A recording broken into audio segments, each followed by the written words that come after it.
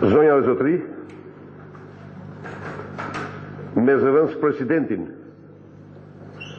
e Komisionit Evropian, zotin Jacques Barrot, ne kemi patur një diskutim të zgjeruar mbi të gjitha problemet e bashkëpunimit të Shqipërisë me Komisionin Evropian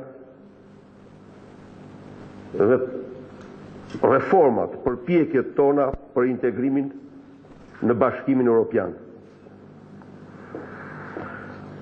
Ishte për mua një rast i veçantë për të falënderuar zëvendës presidentin e Bashkimit e Komisionit Evropian për ndihmën jashtëzakonisht të çmuar financiare, teknike dhe të gjithanshme që Komisioni Evropian dhe vendet anëtare i kanë dhënë dhe japin Shqipërisë.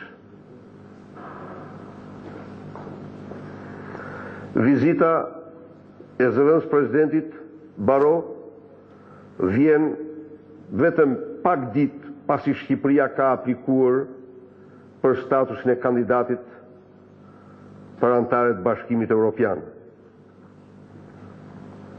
E falënderova për mbështetjen që Komisioni ka dhënë këtij akti, vendet anëtare dhe kryesia e radhës.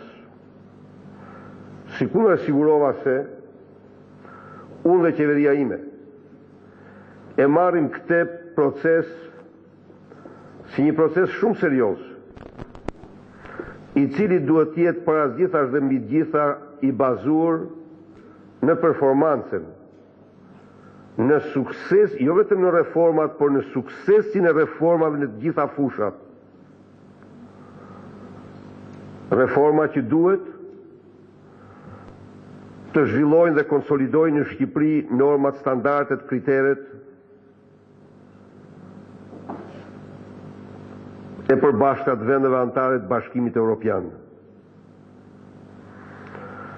Zëvendës presidenti Barrot në Komisionin Evropian mbulon çështjet e sigurisë,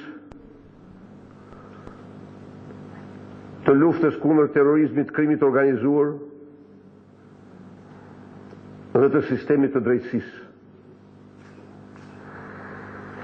Unë e njoha me gjithë rezultatet e luftës kundër krimit organizuar në Shqipëri, luftë e zhvilluar me tolerancë zero nga qeveria ime, me vendosmërinë për ta konsoliduar dhe çuar më tej këtë luftë, me rezultat të arritura në forma të reja të këtë luftës kundër krimit, që është krimi financiar, larja e parave e të tjerë, me vlerësime të bëra nga watchdogu, nga institucionin mbikëqyrës i OKB-s për trafikun e drogës, i cili vlerëson se Shqipëria nuk është më një rrugë kryesore.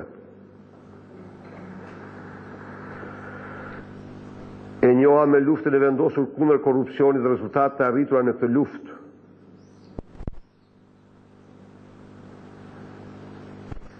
Me përmirësimin e madh të klimës së biznesit dhe fluksin e investimeve që po vjen drejt Shqipërisë. Natyrisht shqiptarët ka një dëshirë të madhe. Dëshira e tyre shumë e madhe është të lëvizin të lirë në kontinentin që i përkasin. Pata një kënaqësi shumë të madhe që zëvendës presidenti i Komisionit Evropian Jacques Barrot i dorëzoi sot pasaportën e parë biometrike një qytetare shqiptare. Të tjerë i kanë lëshuar paranesh pasaportat biometrike. Por e jona është teknologjia më e mirë, më e sigurt. Dhe është pa diskutim një kusht shumë i rëndësishëm që ne të meritojmë lëvizjen e lirë. Sikundër, kjo nuk është kushti vetëm, janë dhe një seri kushtësh tjera, dhe që ne shërëzetin më të madhë në emër të interesit më të mirë të qytetarëve shqiptar, po përpiqemi t'i plotësojmë. Të tilla janë marrëveshjet e ripranimit, ekstradimit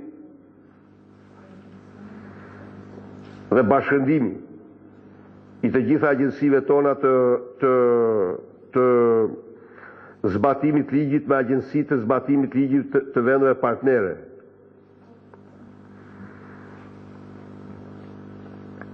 Diskutuam gjërësisht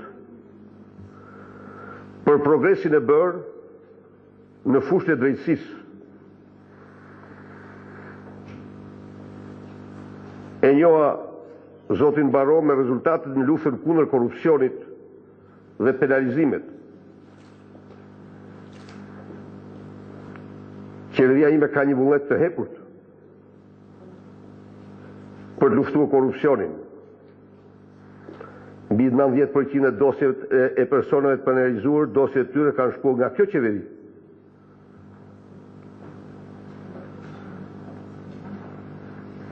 Dhe e sigurova se nuk do ketë asnjë hezitim ndaj cilit do zyrtar i çdo niveli që shkel ligjin apo që tenton të pasurohet duke përdorur në mënyrë të paligjshme për pushtetin. Në tërësi, ekziston një përmirësim i pamohshëm në çështjet penale. Nuk them se nuk ka patur raste dëshpëruese, por një situatë krejt tjetër ekziston. Janë mbi 1000 e sa antar dhe bos të bandave kriminale që janë arrestuar gjatë këtyre viteve. Pa qëndrimin ligjor të drejtësisë shqiptare, kjo luftë nuk do kishte patur sukses. Diskutuam dhe garantova se mbetemi vendosur për pavarësinë e sistemit gjyqësor.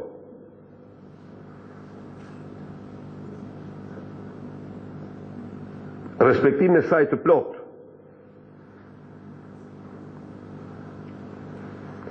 Se qeveria do bëjë çdo gjë për të ndihmuar hetimin.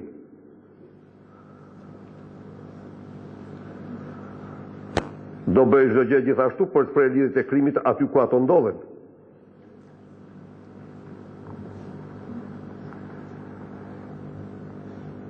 Zoti Baro më garantoi mua se komisioni qëndron i vendosur për të mbështetur Shqipërinë fuqishëm në këtë përpjekje dhe në këtë betejë. Si interesi më i mirë i shqiptarëve, por dhe i Bashkimit Evropian, për një rajon të sigurt, të qetë. Pra mund të them se kemi patur një identitet të vërtet të pikpamjeve, të mendimeve dhe vizionit. Dhe njëherë duhet ta falenderoj shumë përzemërsisht zëvendës presidentin e Komisionit Evropian Jacques Barrot për këtë vizitë shumë të rëndësishme në Shqipëri. Merci beaucoup, monsieur vice-président.